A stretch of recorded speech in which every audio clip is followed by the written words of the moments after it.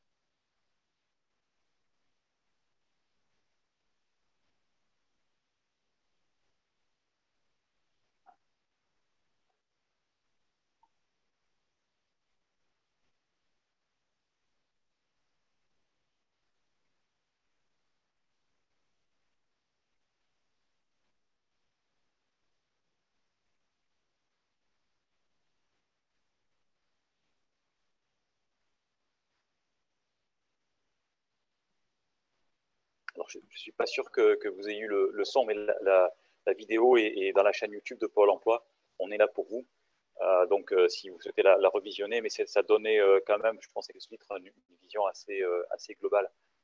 Donc, moi, je vais juste présenter quelques chiffres sur la diapo suivante concernant donc, la création d'entreprise. Sur une étude récente qui a été menée par Pôle emploi, on sait qu'en 2020, donc l'an dernier, il y a quand même 850 000 créations d'entreprises, donc sur le territoire national, bien sûr, et que parmi ces 850 000 entreprises, une création sur trois est réalisée par un demandeur d'emploi.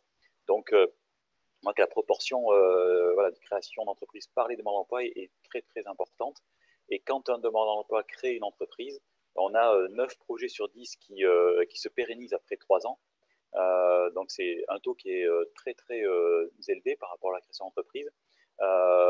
Et qui sont donc en activité, 3 sur 4 sont en activité encore après 3 ans. Donc, l'importance par rapport à la création d'entreprise quand on soit demandeur d'emploi ou pas, hein, d'expérience, on sait que plus on est accompagné, plus on rencontre d'experts, plus on se documente et plus on augmente ses chances de créer et de pérenniser l'entreprise. Et après la création d'entreprise, on a en plus donc des entreprises, une sur deux, qui opèrent des recrutements.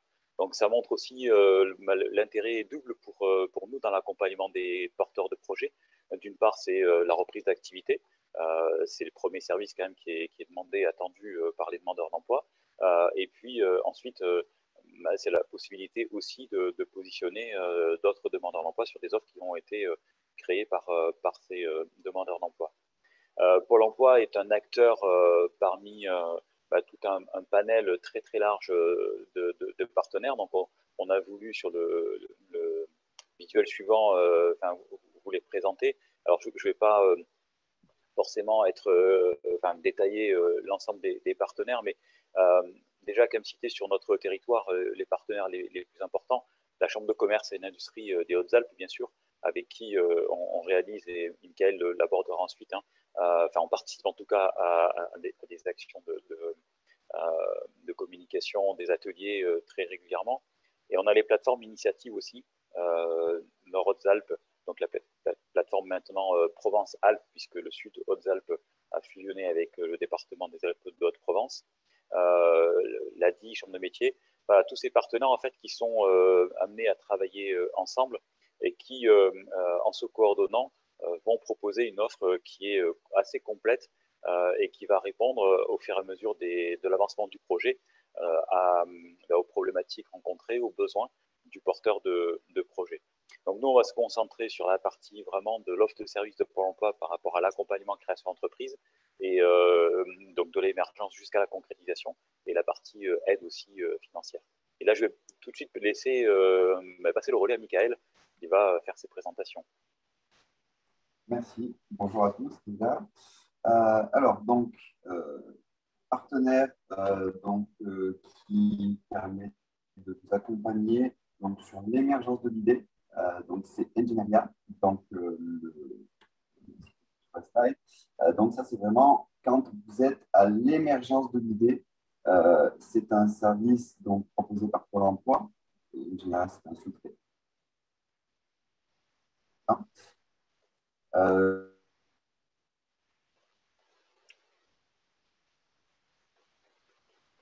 Monsieur Brun, est-ce que vous pouvez légèrement monter votre son éventuellement? Bénéficier de cet accompagnement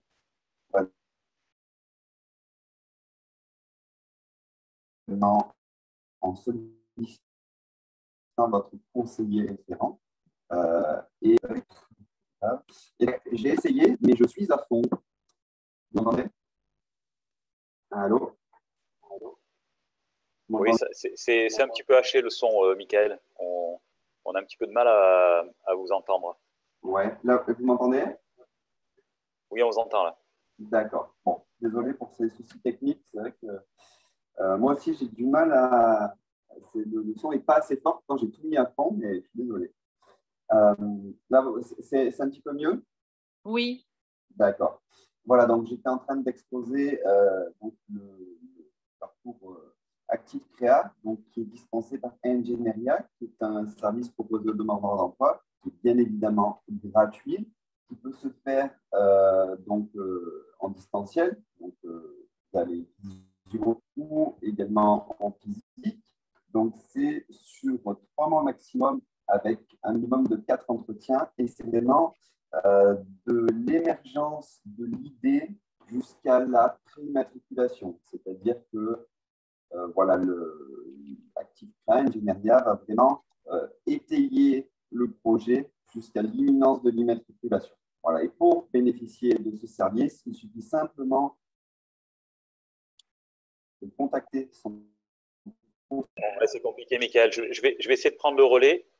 Je serai peut-être un peu moins précis, mais Michael, on a vraiment, je pense que les personnes qui sont connectées ont certainement beaucoup de mal, comme nous, à vous entendre. Je prends le relais quelques minutes, essayez de voir si vous pouvez faire un réglage ou quelque chose. Aucun souci. Voilà, pardon pour les personnes connectées. Je serai peut-être un peu moins précis parce que Michael finalement, accompagne au quotidien et ce n'est pas mon cas, mais j'essaie d'être précis quand même. Donc sur l'offre de service là, Michael avait abordé ce qu'on appelle le café de la création et qui est animé à Briançon. Ce café de création, en fait, c'est sous forme d'atelier et c'est pour bénéficier de conseils, d'aide, de soutien pour les futurs créateurs d'entreprises, avec donc différents types de thématiques qui sont proposées et une programmation qui est faite donc chaque semaine.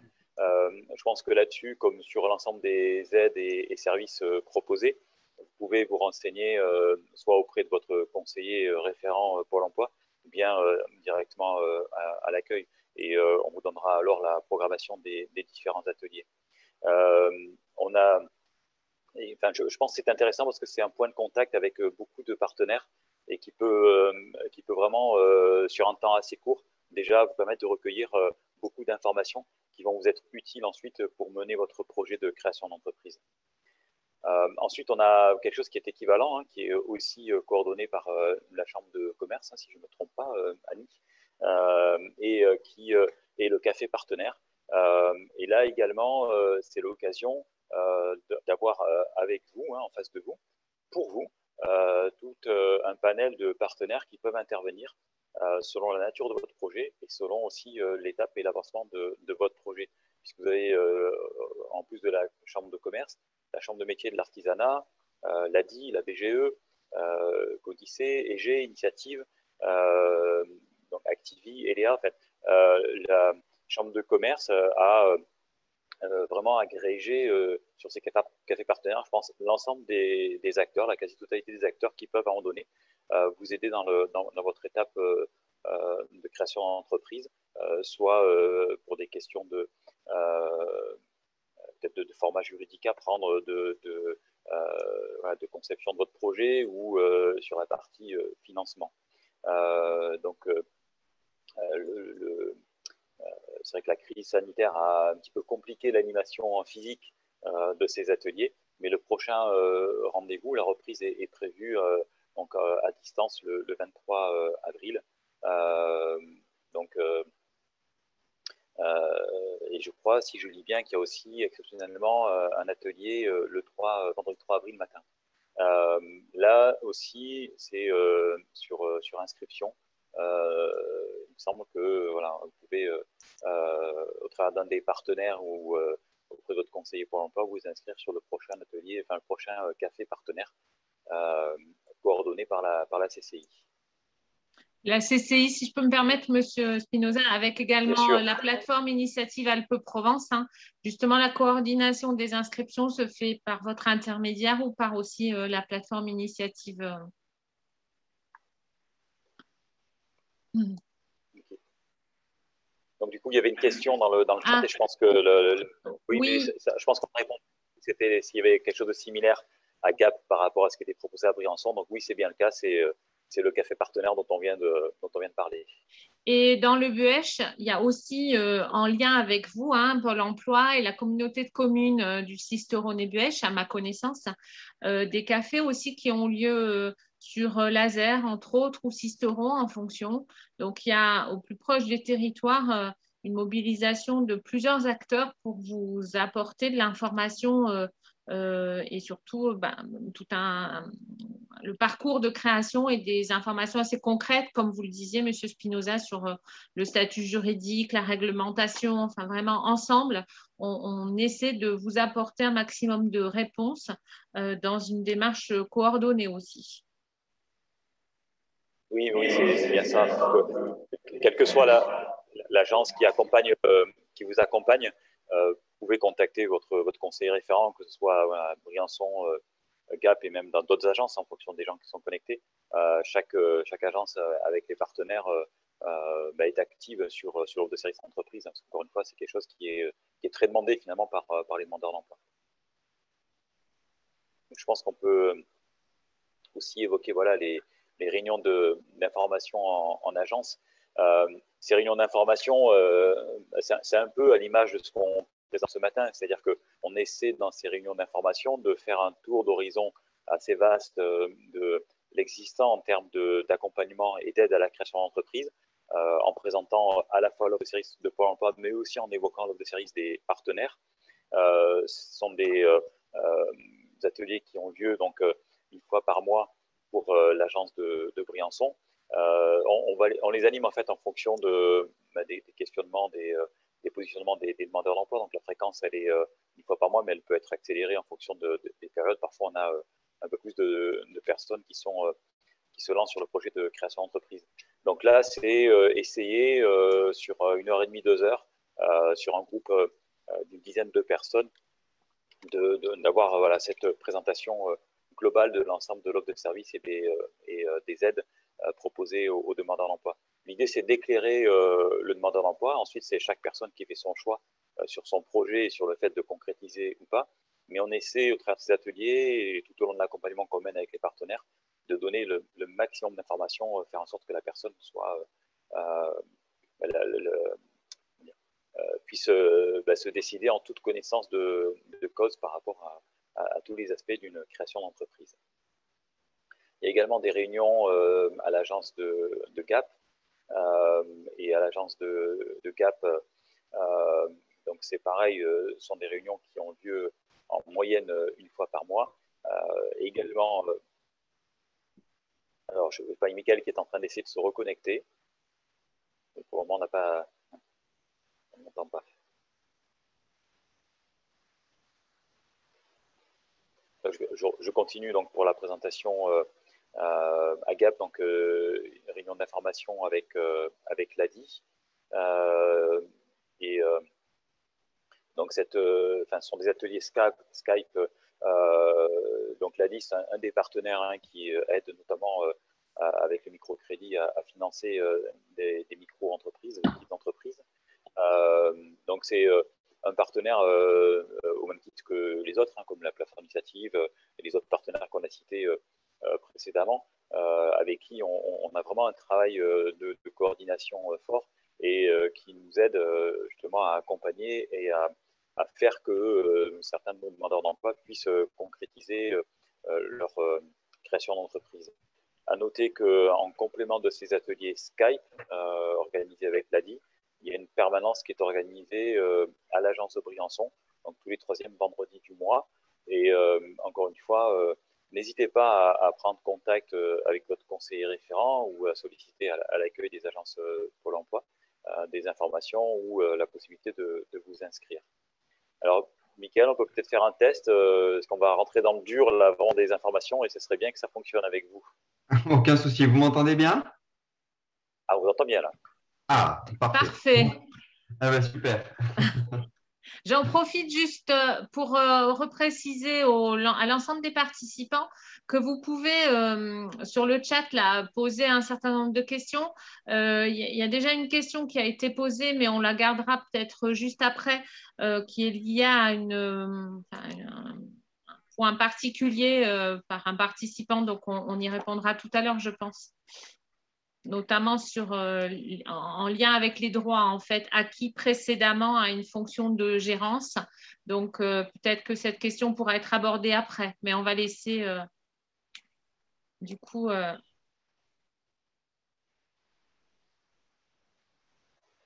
Michael. Michael, Oh, oui, oui, je suis là, je suis là. Ça avait encore D'accord. coupé. Je suis désolé, vraiment, je Ah suis non, navré. mais vous faites comme vous pouvez hein, avec les contraintes techniques qui ne sont pas toujours Eh, simples Exactement. et pour lesquelles on ne peut pas grand-chose des fois. Donc, Et non. Et en plus, je suis, pour être très honnête, je suis en Embrun et je crois que la connexion est pas au mieux, pas aussi bonne qu'à Gap. ah, C'est pas grave. est-ce que vous voulez nous préciser un peu plus de détails concernant justement les services digitaux que propose Pôle emploi? Oui, bien sûr. Alors, il y a évidemment Emploi Store. Alors, Emploi Store, c'est exactement à l'instar des plateformes sur iOS et Android, un magasin d'applications, mais développé par Pôle emploi. Alors, il y a des applications Pôle emploi et des applications tierces, gratuites ou payantes, puisqu'il y a des applications tierces. Donc, voilà, n'importe qui peut déposer son application, vraiment à l'instar de plateformes comme iOS ou Android. Et vous avez un onglet création d'entreprise. Vous pouvez faire une recherche ciblée par mots-clés et ensuite des applications vous seront proposées. Donc pour la création d'entreprise, alors bien sûr, il y a les partenaires, l'ADI, initiative, etc. Vous retrouvez tout sur l'Emploi Store. Donc ça, c'est le premier service digital. Et également, il y a une chaîne YouTube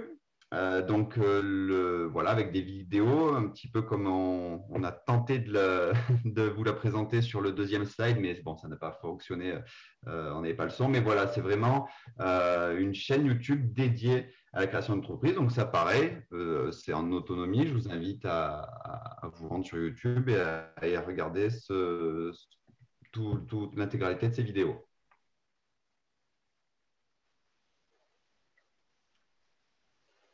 Alors, les aides pour l'emploi.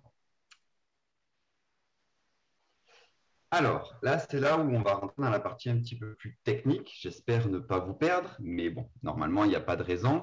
Alors, quand vous allez créer une activité non salariée, et bien sûr que vous êtes inscrit à Pôle emploi et que vous avez des droits en cours, vous allez devoir faire deux choix.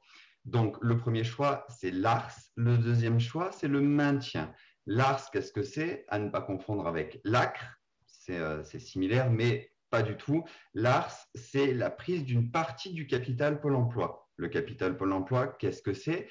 C'est le reliquat de nombre de jours indemnisables multiplié par le montant journalier que vous percevez. Vous faites l'un fois l'autre, ça vous fait un capital.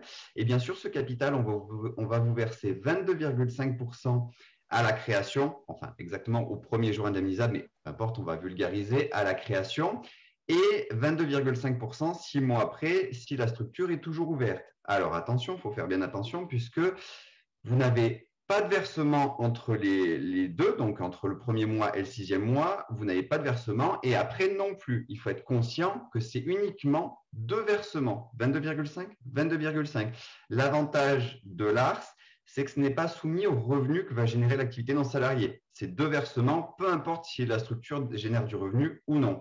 Donc, pour des investissements, voilà, c'est très bien. Par exemple, pour quelqu'un qui a besoin d'acheter un véhicule, je prends l'exemple type, un plombier, il a besoin d'acheter un véhicule. S'il va prendre le maintien, ça ne suffira pas. Et voilà, il va être obligé de faire un crédit ou de passer par un autre moyen. Alors que l'ARS permet d'avoir un capital de départ.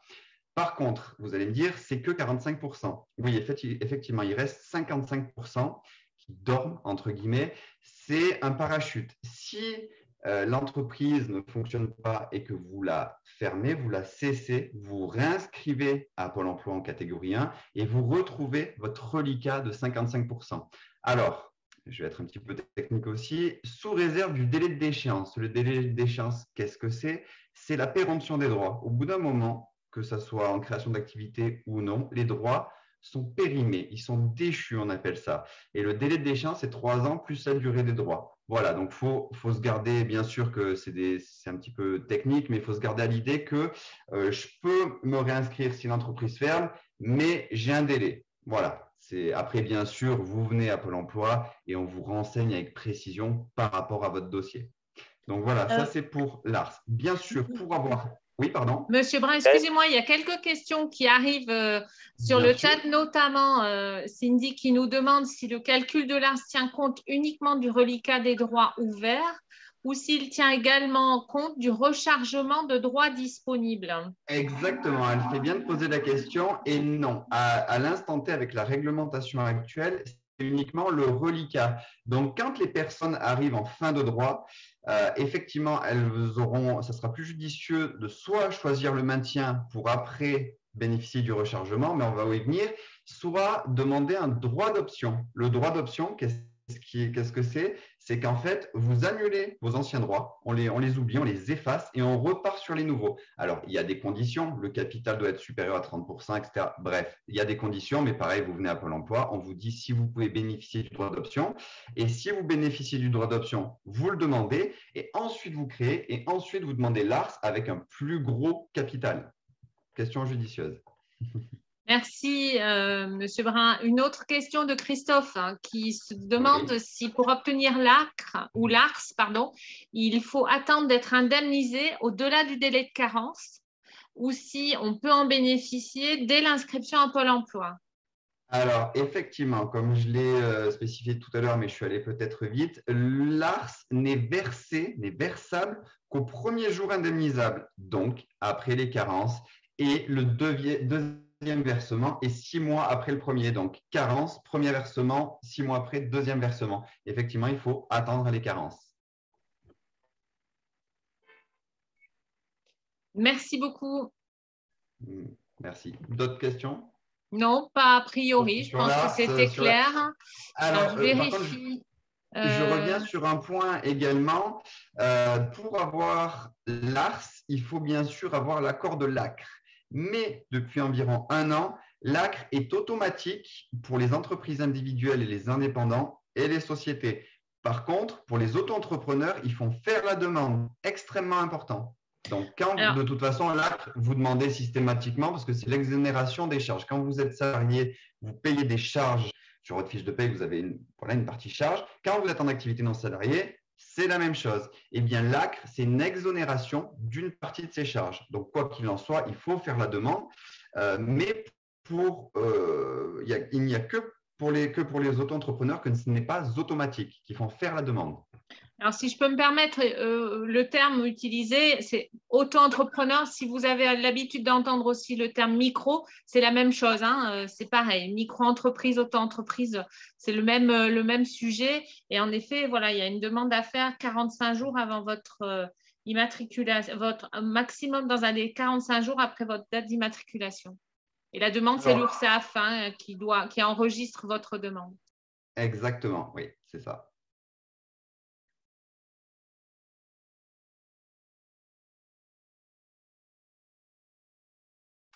Pour ma part, c'est tout bon pour l'ARS. S'il n'y a pas d'autres questions, on peut passer au maintien si vous le souhaitez. Alors, le maintien des allocations. Alors là, à mon sens, bien sûr, sauf si on a besoin d'investissement départ, mais à mon sens, le maintien des allocations, de par notre région, notre saisonnalité, est plus judicieux. Puisque le maintien des allocations, on va vous faire le complément de vos allocations en fonction des revenus que vont générer votre activité non salariée. Et ici, dans les Hautes-Alpes, étant en forte saisonnalité, ça permet de lisser les périodes de temps mort, automne, printemps, ça vous permet d'avoir des allocations chômage.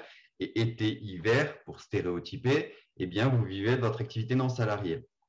Alors, le maintien, comment il fonctionne? Alors, suivant le régime fiscal, alors là, on est sur les auto-entrepreneurs. Alors, selon le régime fiscal, donc là, en l'occurrence, auto-entrepreneur, je vais essayer de schématiser le plus possible, mais nous, Pôle emploi, on va prendre en compte 70% du chiffre d'affaires abattu. Alors, je vais essayer de schématiser le plus possible. Quand vous êtes auto-entrepreneur, vous avez du chiffre d'affaires. Selon votre activité, il y a plusieurs types de chiffre d'affaires. Il y a le BNC, le BIC et l'achat-revente. Le BNC, ce sont les prestations de services. Vous êtes moniteur de ski, vous vendez rien, vous fabriquez rien, c'est de la prestation de service. Vous êtes maçon, eh bien, vous achetez du sable, de l'eau, des cailloux, du ciment, vous en faites un mur. C'est du BIC, puisqu'il y a un peu de main-d'œuvre, un peu de matière première, donc BIC. Et achat-revente, vous êtes un snack, vous achetez un coca, vous revendez le coca avec une marge, c'est de l'achat-revente. Donc, suivant le type de chiffre d'affaires, on va appliquer un abattement. Bon, je ne vais pas rentrer dans les détails, mais en gros, c'est 34, 50, 71. Ça, voilà, faut juste garder qu'il y a un abattement en fonction du chiffre d'affaires. On va prendre le chiffre d'affaires, on applique un abattement. Eh bien, sur ce chiffre d'affaires abattu, on ne garde que 70% et on l'enlève de vos allocations. Je vais donner un exemple le plus simple possible.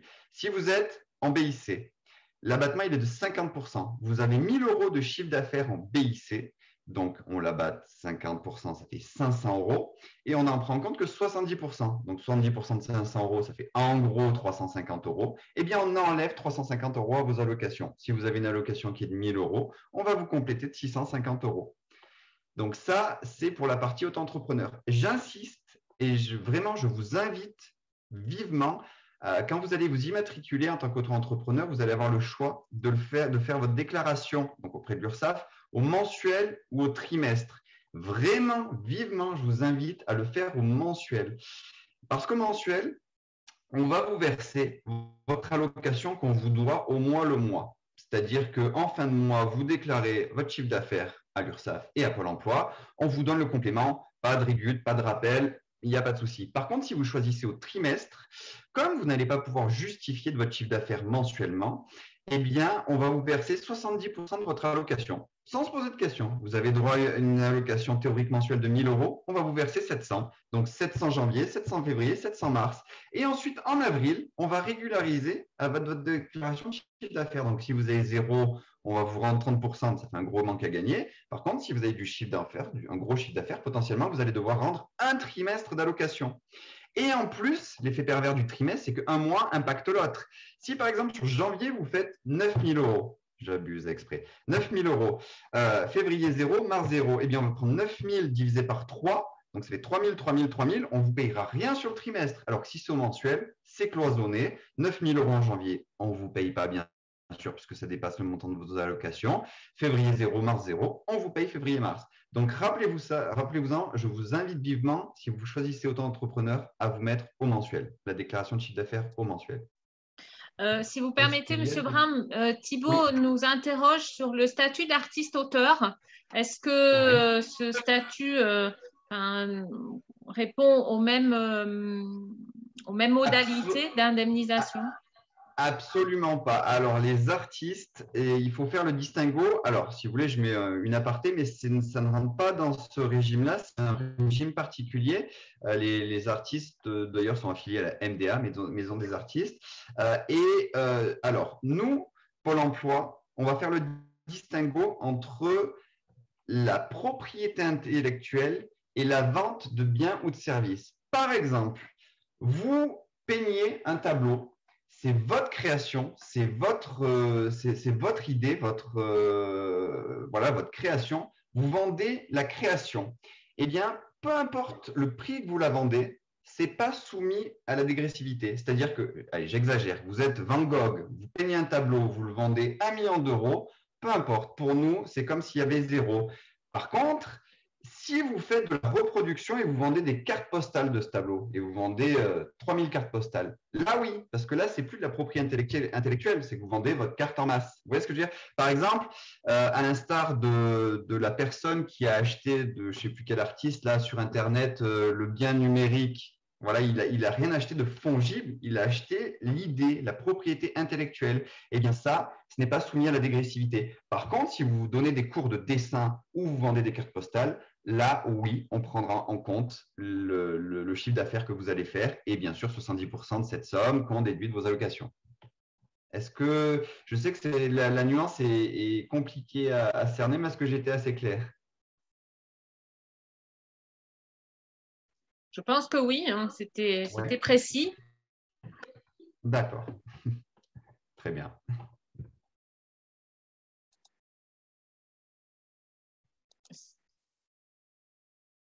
Vous vouliez aborder le maintien des allocations pour une entreprise qui n'a pas forcément choisi le régime de la micro? Oui, bien sûr, on va y venir. Il y a d'autres slides, ne vous inquiétez pas. Mais peut-être que je Alors, suis passée trop vite, hein. Je reviens en arrière si vous voulez. non, non, non, Excusez-moi. non, pas de souci. Non, non, pas de souci, justement. Allez-y, c'est le slide d'après. Donc Voilà. là, l'auto-entreprise, j'ai fini. Ensuite, il y a donc pour les entreprises individuelles ou les indépendants. Donc là, on est d'accord, on ne va plus marcher au chiffre d'affaires. Donc le chiffre d'affaires, lui, est incompressible. On va marcher au bénéfice. Donc, pour les entreprises individuelles ou les indépendants, on va fonctionner au bénéfice. Toujours pareil, on va prendre en compte 70% du bénéfice. Par contre, là où il faut être extrêmement vigilant par rapport à Pôle emploi et par rapport à ce régime fiscal-là, là, on est d'accord, je parle vraiment pour Pôle emploi, je ne parle pas de règles comptables ou de fiscalité. Pour Pôle emploi, là, ce qui va être extrêmement périlleux, c'est que quand les personnes sont au bénéfice, le bénéfice, il est sur l'année. Il n'est pas scindable comme pour la partie auto-entrepreneur au mois ou au trimestre.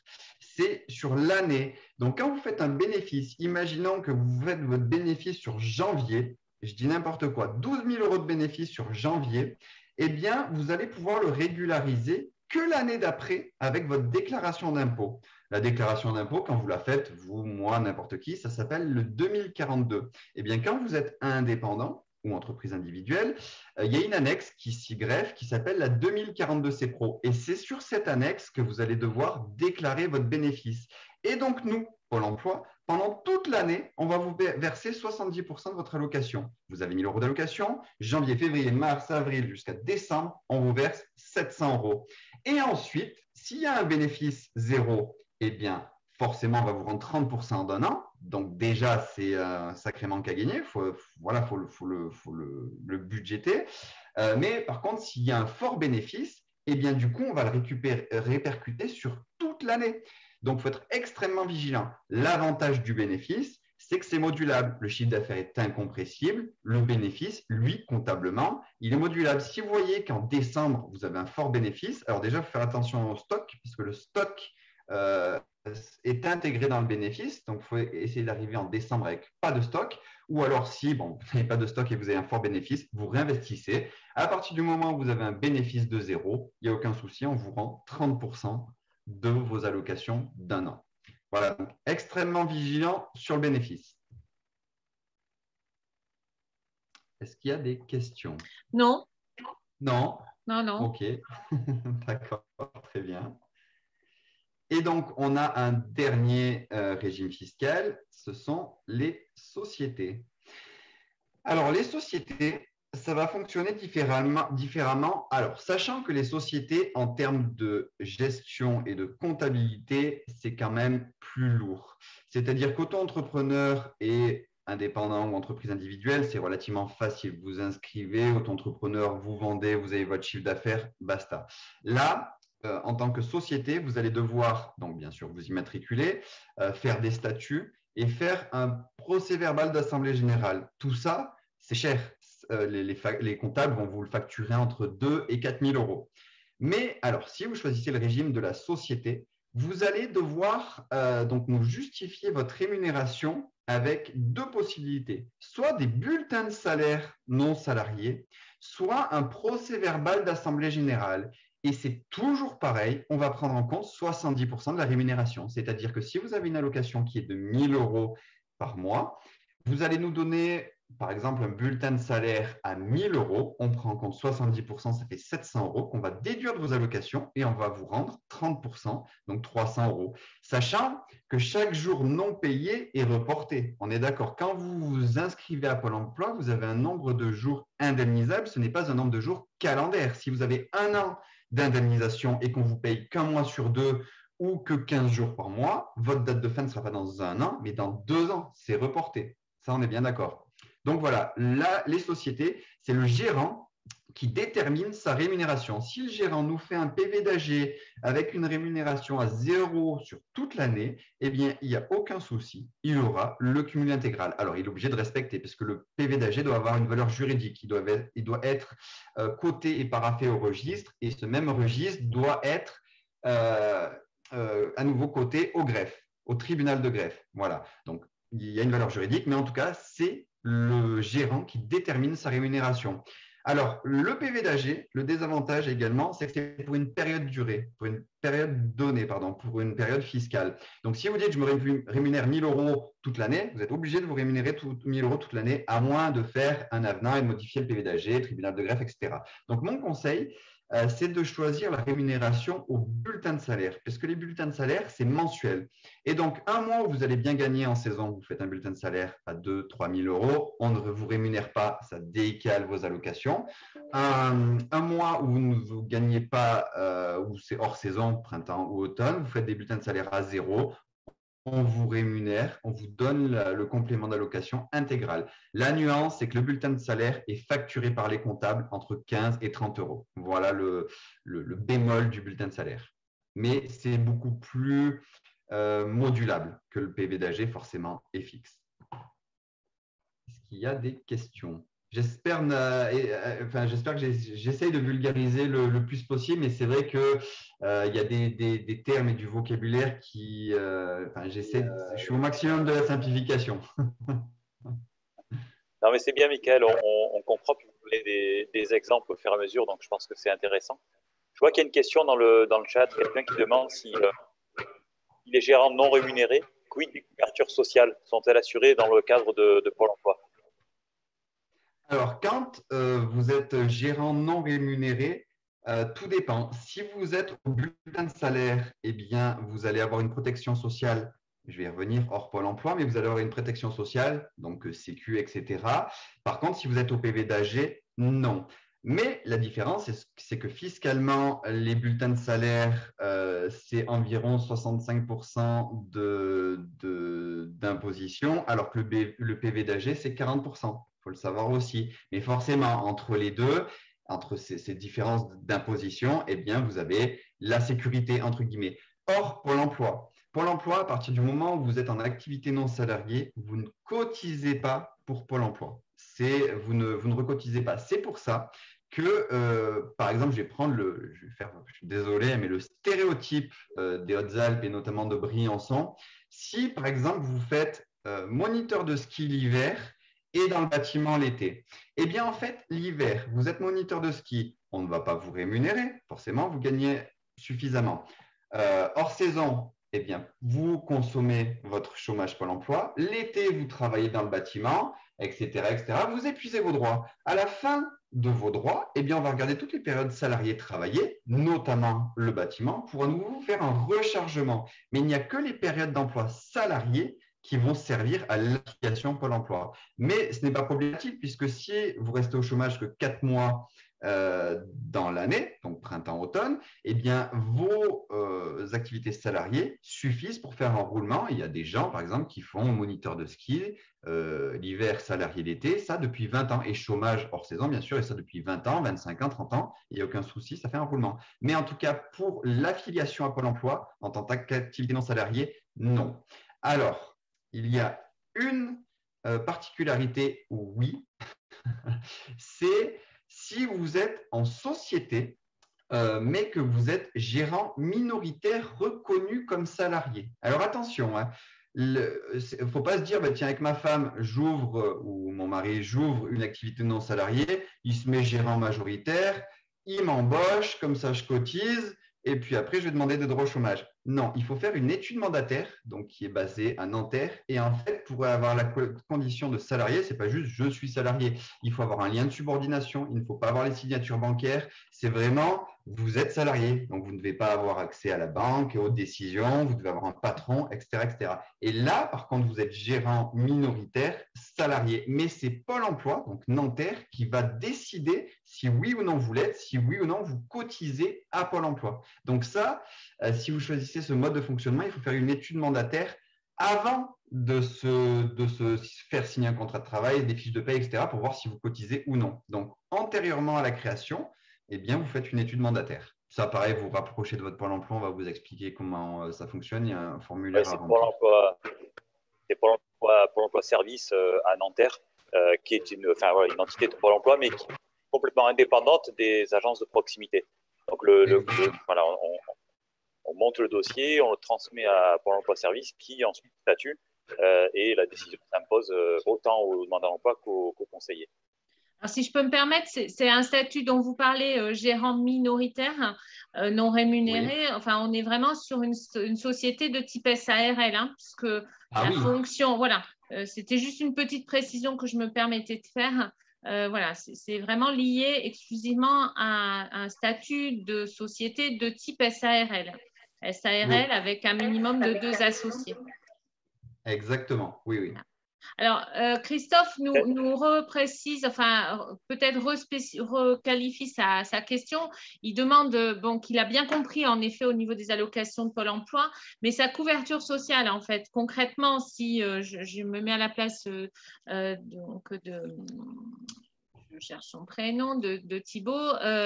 Si demain il se blesse, qu'il doit aller rencontrer enfin, son médecin, qu'il est hospitalisé, enfin, voilà, quelle est sa couverture sociale? Alors, à partir du Quelle moment, prise en charge? bien sûr, à partir du moment où les personnes sont inscrites à Pôle emploi et indemnisées, j'insiste sur l'aspect indemnisé, ils ont une couverture sociale de la CPM. Alors là, je ne vais pas rentrer trop dans le champ de la CPM, puisque je vous invite à aller voir la CPM, puisque personne ne peut renseigner pour personne d'autre. C'est-à-dire que moi, je peux renseigner pour Pôle emploi, mais pas pour la CPM. Mais bref, quand vous êtes inscrit à Pôle emploi et indemnisé, vous êtes couvert par la CPM. Et même quand vos droits s'arrêtent, vous êtes encore couvert 6 mois après, mais c'est tout. Après, par contre, il y a peut-être des spécificités, mais ça, je ne peux pas aller plus dans les détails. Il faut vraiment vous rapprocher de la CPM. J'en ai aucune idée. Merci.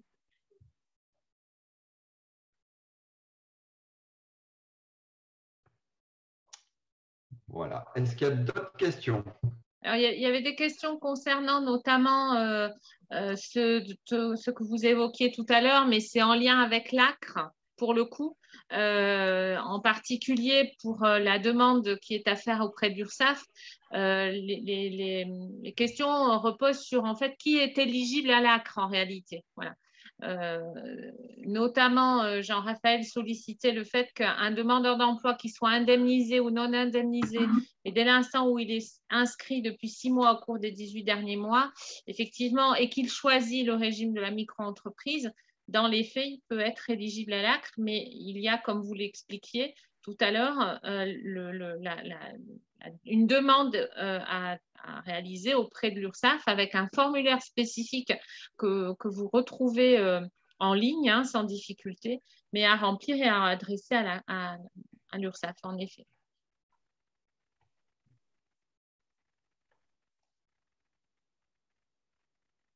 Alors, une autre question qui concernait les personnes qui sont demandeurs d'emploi, mais en fin de droit. Est-ce que ces personnes bénéficient de dispositifs particuliers? Alors, les personnes qui sont en fin de droit peuvent bénéficier de l'ACRE ASS. Alors, l'ACRE ASS, qu'est-ce que c'est? Déjà, on va commencer par l'ASS tout court.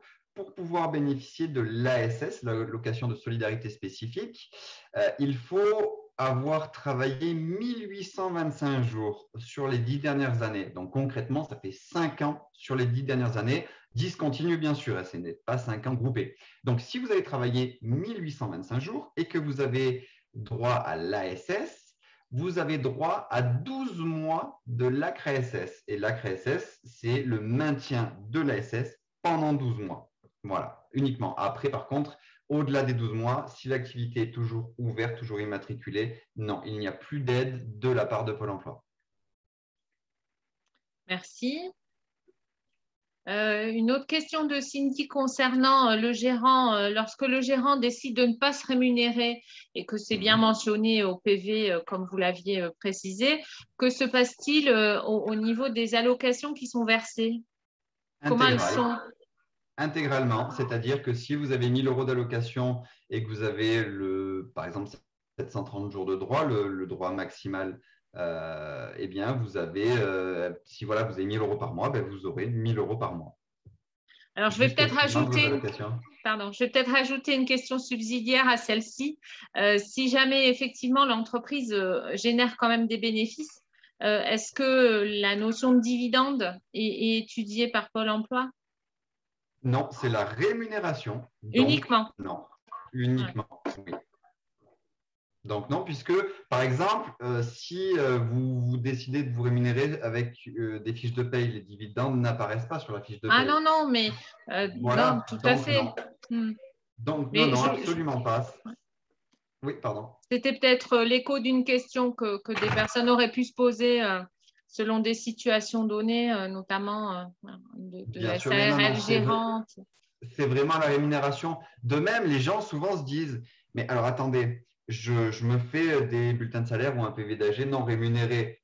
Pôle emploi me rémunère, j'épuise mes droits et l'argent, je le garde sur la société et on ne me demande rien? Ben oui, la réglementation, c'est celle-ci. À partir du moment où vous êtes non rémunéré, alors il faut appliquer la loi, on est d'accord, mais à partir du moment où vous êtes non rémunéré, vous avez le cumul intégral. Cela dit, ça permet aussi véritablement à des entreprises d'engranger de la trésorerie, hein, selon le secteur Bien d'activité, sûr.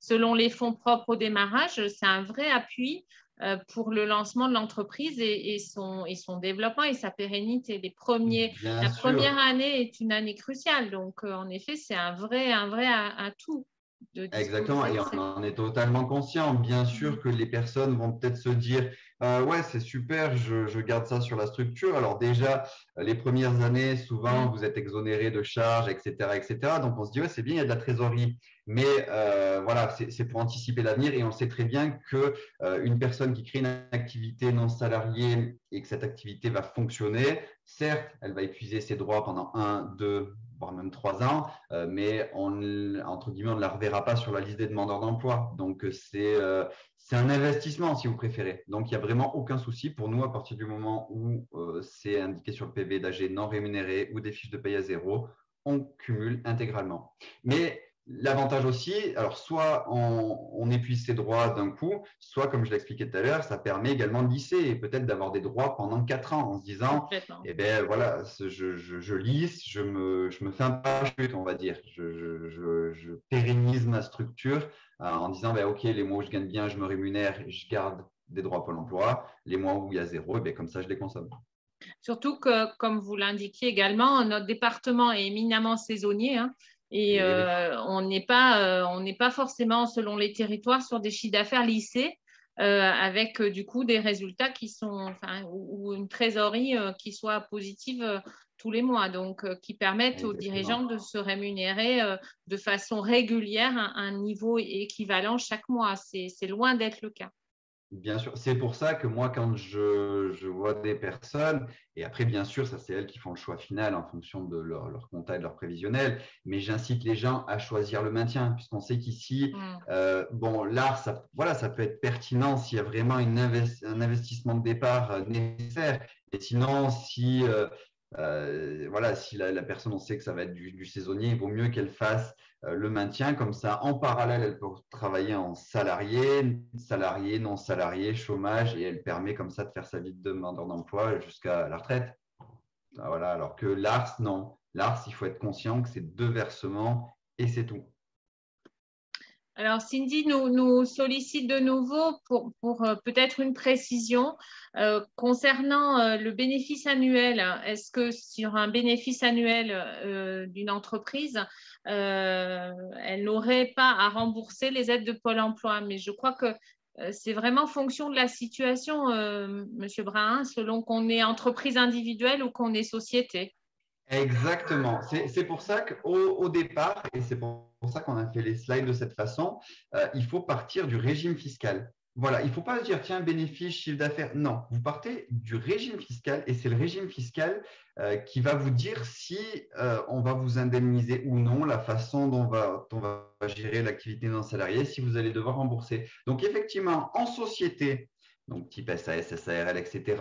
Peu importe le bénéfice, si vous avez un PV d'AG à zéro ou DBS à zéro, on va vous faire le maintien de vos allocations et on ne vous demandera rien. Par contre, si vous êtes en entreprise individuelle, et bien là, ou en indépendant, et bien là, par contre, c'est au bénéfice annuel via la feuille d'impôt, si vous préférez, comme je l'ai dit tout à l'heure, le 2042 Pro. Et là, par contre, potentiellement, s'il y a du bénéfice, on va vous redemander l'année antérieure, si vous préférez, en fonction du bénéfice. On va prendre 70% du bénéfice, on va le diviser en 12 et on va regarder si c'est supérieur à vos allocations ou non. Merci. Il n'y a manifestement pas d'autres questions. Alors, il y avait peut-être une demande qui est plus antérieure. Thomas qui sollicitait le fait que jusqu'alors, il exerçait un mandat de gérance qui arrive à son terme.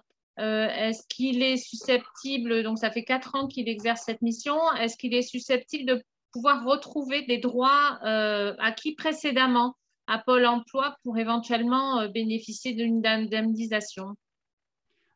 Il faudra regarder son dossier, mais ça me paraît peu probable. 4 ans, sauf si on lui a ouvert des droits sur vraiment des droits de 2012 qu'il n'a pas épuisé, qu'il a eu une reprise en 2016 de ses droits de 2012, mais qu'en parallèle, il avait retravaillé. On arrive à la fin des droits, il y a un rechargement. Rien n'est impossible, mais vraiment, c'est au cas par cas. Là, à mon avis, comme ça, de but en blanc, je ne pense pas avoir. Chaque dossier est unique, mais je ne pense pas. Mais voilà, là par contre, c'est trop flou parce que vraiment, comme je vous dis, il y a tellement de cas possibles.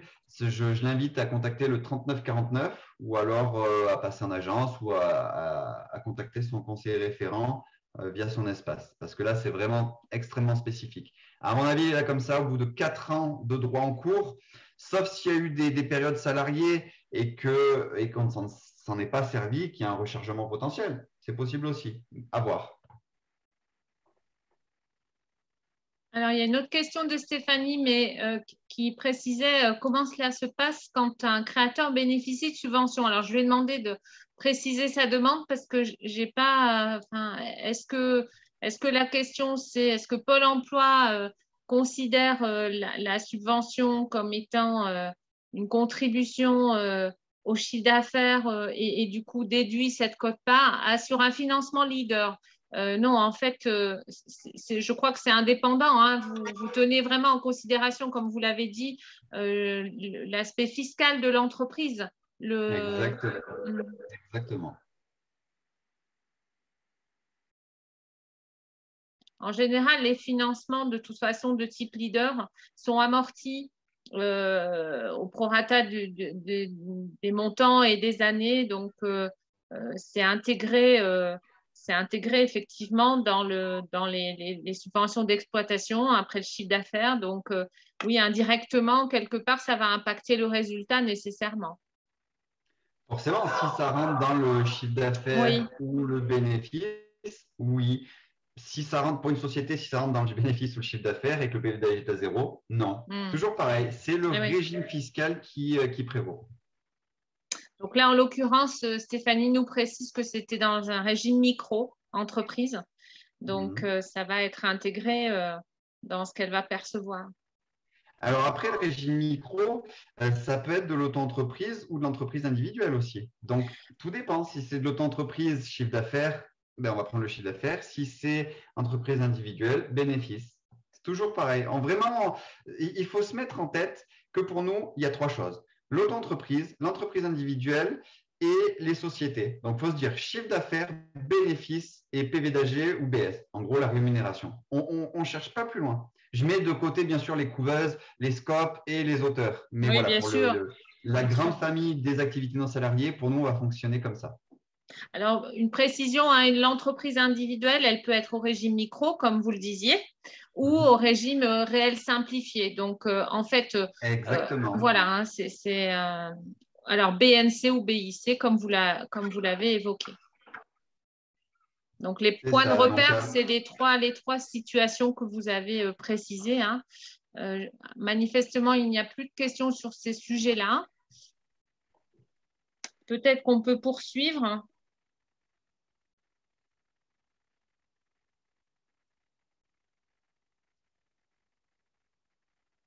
Hop, j'essaye. En dehors donc de l'intervention financière de Pôle emploi sur les 2 possibilités, hein, le versement du capital, ce que vous évoquiez, des 45% des droits acquis, ou le versement, le maintien des droits, Pôle emploi intervient aussi sur d'autres prises en charge. Oui, exactement. Alors, notamment sur les formations. Alors, c'est vrai qu'on n'a pas mis de slide et ça m'est revenu ça m'est revenu après. Mais bien sûr, Pôle emploi finance des formations. Là, on va parler du SPI, mais je me permets de faire une aparté. C'est vrai que pour la création d'une activité non salariée, eh bien, Pôle emploi finance aussi, bien sûr, des formations en lien avec cette activité. Par exemple, pareil, je caricature, je stigmatise, mais quelqu'un qui veut faire un food truck ou un restaurant, eh bien, on peut financer la formation HACCP. Voilà, c'est un exemple parmi tant d'autres, mais voilà, Pôle emploi finance la formation en vue d'une création d'entreprise. Donc, ça, toujours pareil. Vous vous renseignez donc, auprès du centre de formation. Donc, si c'est compatible avec votre vie de famille, tout simplement. Si c'est à Dunkerque, voilà, ça va être compliqué. Vous vous renseignez du mode de financement. Ensuite, vous contactez votre conseiller référent et lui va valider ou non votre projet professionnel en fonction de la cohérence de cette formation. Voilà, pour le financement. Donc, le financement, c'est vraiment le coût pédagogique qui est totalement indépendant des droits. Parfois, les gens disent, mais je n'ai pas de droit. Est-ce que j'ai droit à la formation? Oui, le coût pédagogique, c'est totalement dissocié. Et parfois, vice-versa, il y en a des gens qui ont des droits, mais le coût pédagogique n'est pas pris en charge, donc ils vont payer la formation avec leurs droits. C'est deux choses totalement distinctes. Bref, revenons-en donc au financement du SPI. Donc, le SPI, antérieurement, il était obligatoire pour la création d'une activité non salariée. Maintenant, ce n'est plus le cas. Donc, c'est un stage de préparation à l'installation. Donc, concrètement, c'est pour vous donner le premier niveau d'information. Donc, vraiment le vocabulaire sur la gestion, la comptabilité, etc. Mais c'est vraiment un premier niveau d'info. Il ne faut pas se dire c'est un bac pro compta, on est d'accord. Mais voilà, c'est utile pour justement se préparer à l'installation. C'est facultatif et ce stage peut être financé par Pôle emploi. Donc là, pareil, vous allez voir votre champ consulaire en lui disant je souhaite créer une activité non salariée, je suis demandeur d'emploi. Donc, le prescript, enfin, la CMA va déposer un devis sur votre espace candidat. Vous allez sur votre espace candidat, vous vérifiez la pertinence et la justesse du devis, s'il n'y a pas d'erreur dans votre nom, état civil, inversion de lettres ou autre. Vous le validez. Une fois que c'est validé, ça part au conseiller référent et le conseiller référent valide ou non le paiement, donc le coût pédagogique en fonction de la pertinence de ce stage. Voilà, tout simplement. Donc ça peut être pris en charge par Pôle emploi également.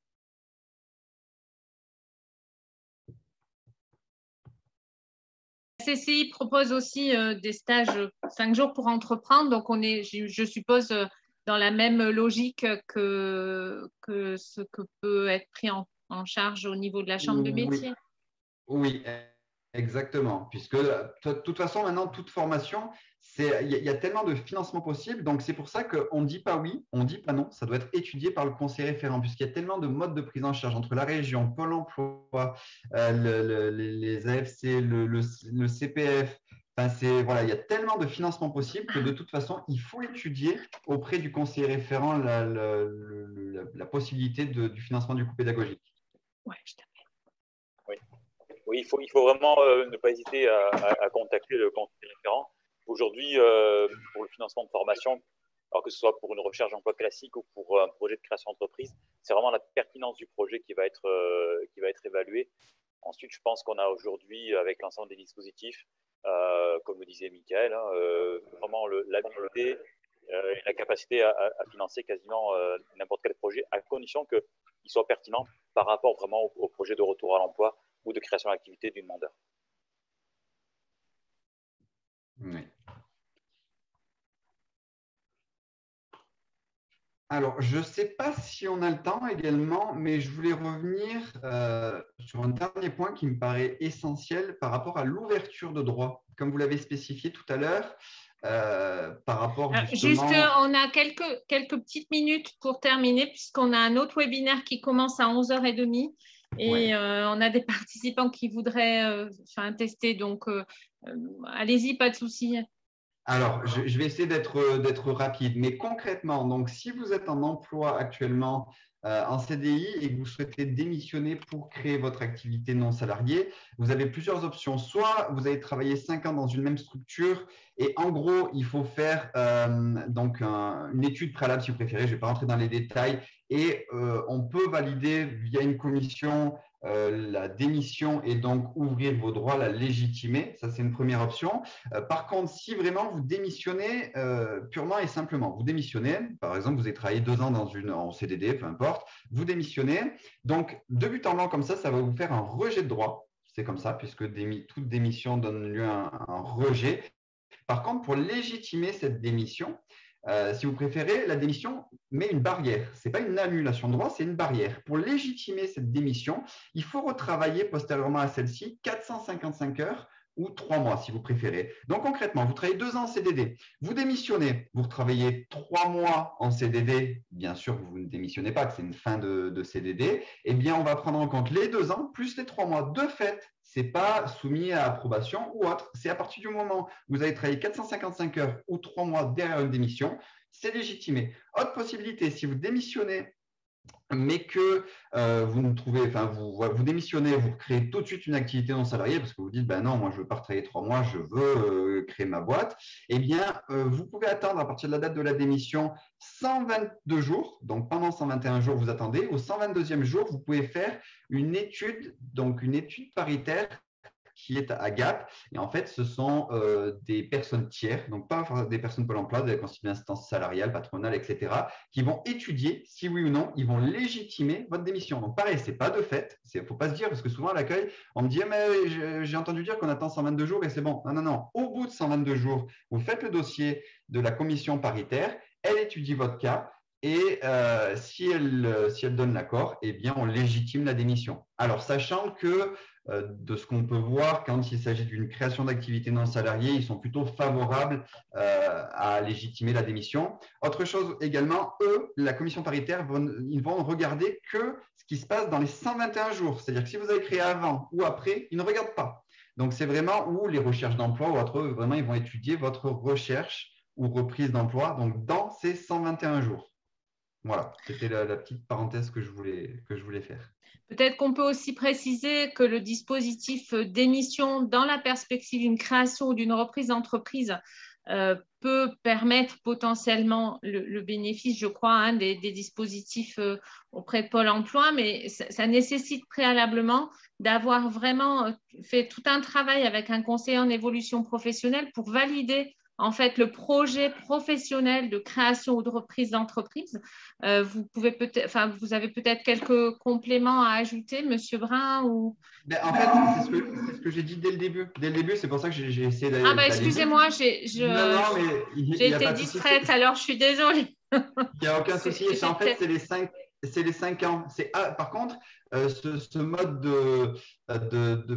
pour légitimer cette démission-là, il faut faire tout ce parcours, cette démarche en amont de la démission. Ce n'est pas une fois qu'on a démissionné, on se dit, bah, tiens, je voudrais légitimer ma démission. Non, c'est vraiment, donc ça pareil, vous renseignez auprès de Pôle emploi, il y a une plateforme, PACA, bref. Mais c'est vraiment en amont de la démission. Vous dites, bah, tiens, je veux démissionner. Et là, pareil, c'est soumis à une commission. On va, enfin, pas nous, mais la commission va légitimer ou non la démission. Ça, je l'ai dit en amont. Donc, ça, c'est le premier cas. Ensuite, le deuxième cas, ce sont les 3 mois. 3 mois de CDD ou de reprise d'emploi postérieurement à une démission. Et ensuite, le troisième cas, c'est la commission paritaire, les 121 jours.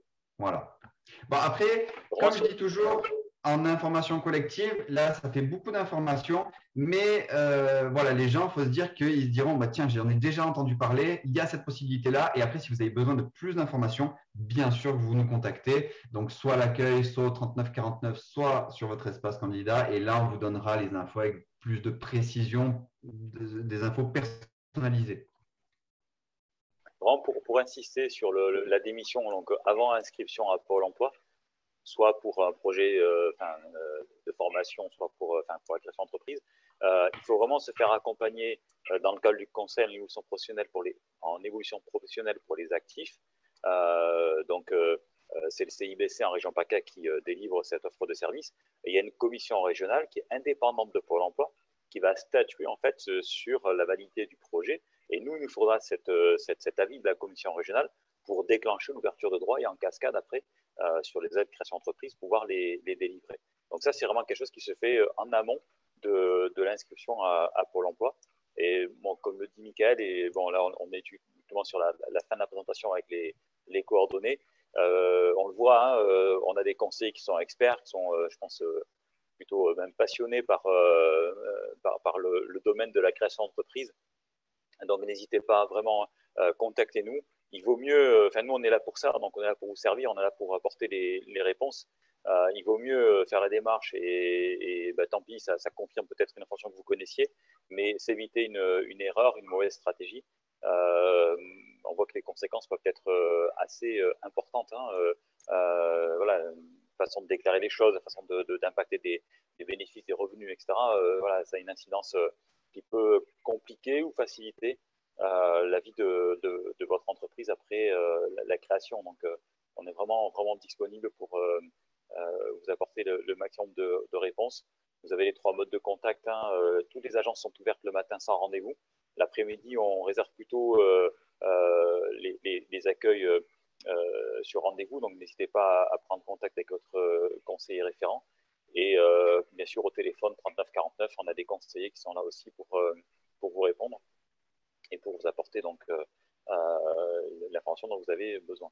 Peut-être, Michael, si vous voulez compléter ces informations. Non, je pense que vous avez tout dit. Voilà, on reste disponible, ce qu'on dit aux gens. Alors maintenant, en plus, le 3949 sont vraiment des conseillers donc en agence. C'est plus une plateforme téléphonique. Donc, quand vous appelez 3949, vous tombez vraiment sur nous, à Gap, à Briançon, donc même sur moi potentiellement. Voilà, donc n'hésitez pas à nous contacter. Idem à l'accueil, voilà, on pourra toujours vous renseigner avec des conseillers indemnisation sur la partie gestion des droits, entre autres, et sur Internet. Non, je pense que vous avez tout dit. Ouais, d'accord. Ouais, merci beaucoup, Michael. Et nous sommes un partenaire, un acteur parmi d'autres, en fait. Donc, à l'image du travail qui est fait par la CCI, nous, on renseigne sur notre offre de service. Et puis après, on ne peut pas renseigner en détail pour d'autres, mais on fait le lien. Donc, je pense que dans le département des Hautes-Alpes, il y a une belle dynamique sur la création d'entreprise. Absolument. Et que, du coup, ce partenariat nourri entre les différents acteurs, c'est une chance supplémentaire pour les porteurs de projets que d'obtenir la bonne information et de faire les bons choix en fait ensuite pour concrétiser leur création d'entreprise. Tout à fait. Merci beaucoup, Monsieur Spinoza. Merci aussi à Monsieur Brun pour cet échange très riche et très précis aussi, très concret. Je pense que ça permet à chacun des participants d'avoir eu des réponses aux interrogations posées. Et comme vous le disiez, vous êtes un acteur majeur en matière d'accompagnement en création, mais ce qui est aussi essentiel, c'est que toutes ces questions que vous posez, posez-les à vos conseillers. Ils sont là pour vous répondre. Ne vous lancez pas sans avoir appréhendé votre situation, sans l'avoir mise à plat pour voir quelle est la meilleure des options dans la perspective de votre entreprise, puisque l'objectif, c'est que votre entreprise, elle soit pérenne et que vous puissiez vivre aussi de votre activité et disposer d'un maximum de trésorerie pour vous développer. Donc, encore un grand merci pour cet atelier qui était très, très riche et très qualitatif. Je vous souhaite une très bonne fin de journée à tous. Et à très bientôt ou à très vite pour certains, puisque à suivre, on a un atelier avec l'INPI également. Merci encore. Merci. Merci Au revoir à tous. Au revoir. Bonne journée, au revoir.